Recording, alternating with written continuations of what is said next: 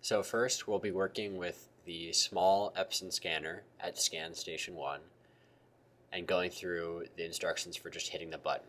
So I just hit the button and you can see that something popped up in the dock and on the screen, and then you get the Epson scan window.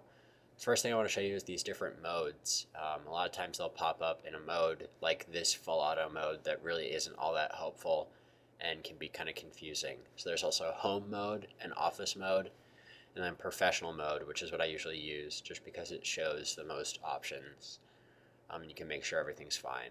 So now DPI, which is dots per inch, you can put this really low or really high, depending on the scanner and the image. 300 is really good for almost everything that we'll be scanning in the HRC. So when you put the thing in the scanner, first you just want to hit preview, and it'll kind of go through this process and you'll see it pop up, and it'll kind of finalize. And so this is the image that the scanner sees. And the scanner is still making some noise, but once it's done, then you can start to look at this and really mess with it. So the first thing I want to show you is you can crop this previewed image.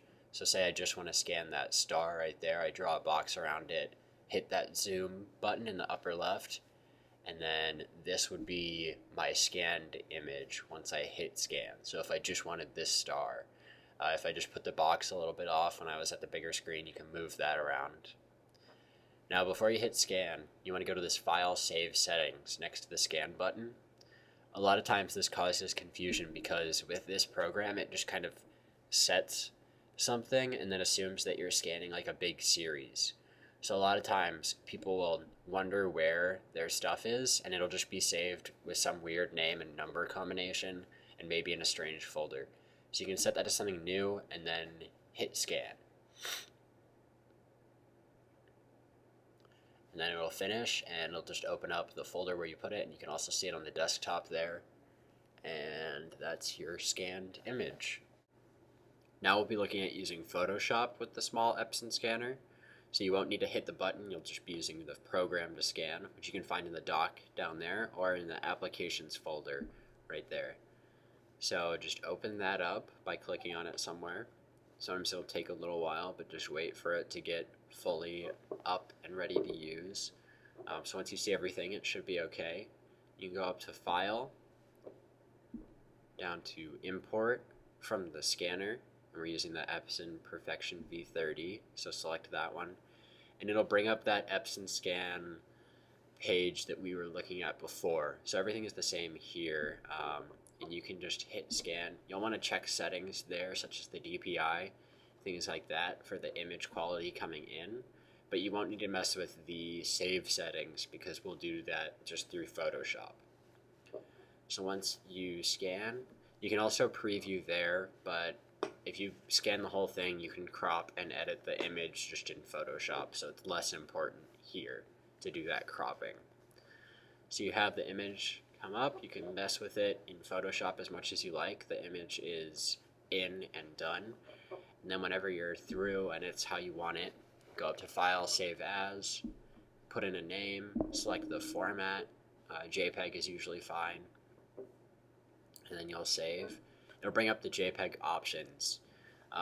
Usually you just leave this how it is. High quality is fine. But if someone says that the image is completely fine until they hit save, it might be an issue with that, so it's a good thing to know about.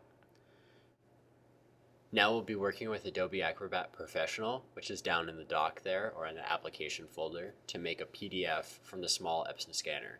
So click on Create PDF, and then on this thing on the side, there's a Create PDF from Scanner. Select the scanner, and you can either create a new PDF or append or add to an old one. So pick that and hit save. Name the PDF something you'll remember and save it somewhere where you can find it again. Hit save. And it'll bring up that same Epson scan thing for the scanner. Here it's good to do a preview, but once the image looks fine, you'll just do a scan, check those settings as usual. The file save settings isn't even there because you'll just be doing it through Adobe Acrobat. So wait for it to scan, kind of load up. Sometimes it'll take a while, scanner makes a bunch of noise. And then it'll ask you if you're done scanning or if you want to add another page. So you'll flip the page or put in a new page in the scanner and then hit scan more pages. It'll bring up that same box. Everything should be the same, and if you put the page in the same way, it should be fine. So you usually don't even need to preview the second time, but sometimes it's good to double check. But once it looks fine, just hit scan. Take the same amount of time, make some noise, and then it'll ask you once again if you want to do another page or if you're done. So for this example, we'll just be done now, but a lot of times you'll have to go through a bunch of pages. So once you're done, it'll open up Adobe Reader and mess with the image, double check everything, add to OCR, rotate, all kinds of weird stuff. But just wait for that to finish up, and then you should see it also pop up where you saved it. So you saw it pop up on the desktop here. Now you have a beautiful 2-page PDF of Dan the Scan. Now we'll be working with the large Epson scanner. So I've switched over to the other scanning station, and we're just going to be using Photoshop for this video. Working within all the programs is the same, it's just the interface that's a little different. So you go to File, Import from Sane, and Sane is the scanner driver, so you pick that instead of selecting the scanner. So what'll pop up will take the place of that Epson Scan Professional Mode, that screen that we've been seeing in the rest of the videos with the small scanner. So here it is. You can see the scanner selected right there. You can do color or black and white or gray for the scan mode. Pick DPI the same way. 300 is the same. It's still good for everything. Preview. It'll do the same things as the preview in the last program, but it just works a little bit differently. This one's a little more awkward to use, but once you figure it out, it makes sense. So here's the image, and you can see that it already drew a box, a selection field around what is most likely the image. And it did a really good job on this one. It picked the page. But say I wanted just that star again. So I move the box out of the way and draw a new box around the star.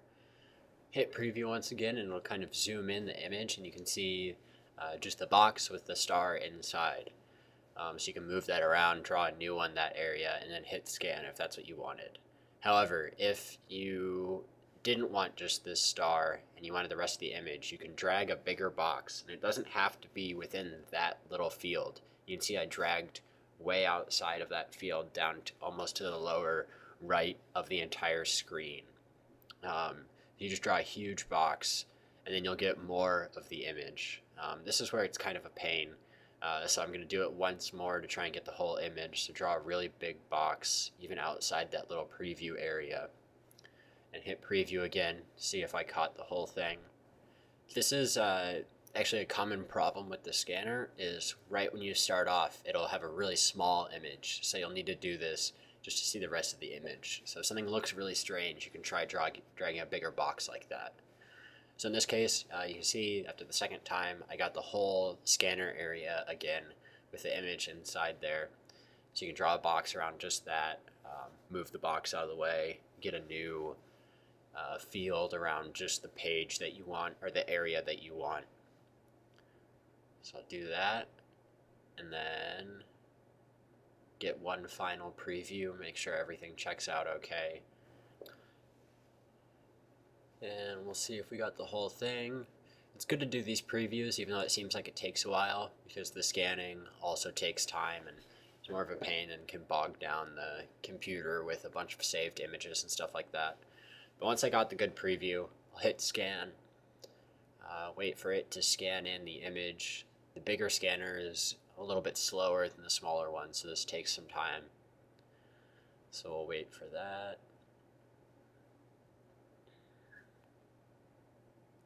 And there we go. And it'll pop up the image the same way as it did in the small one, just in Photoshop, and you save from there. So make sure you do save the image. There have been people in the past who thought it's scanned in and then they exit, but if you don't save it in Photoshop, you won't have any image anywhere. We'll bring up the same JPEG options. Once again, keep those the same usually unless something seems really strange. So just hit OK, and your image should be saved to wherever you put it, and you're good to go.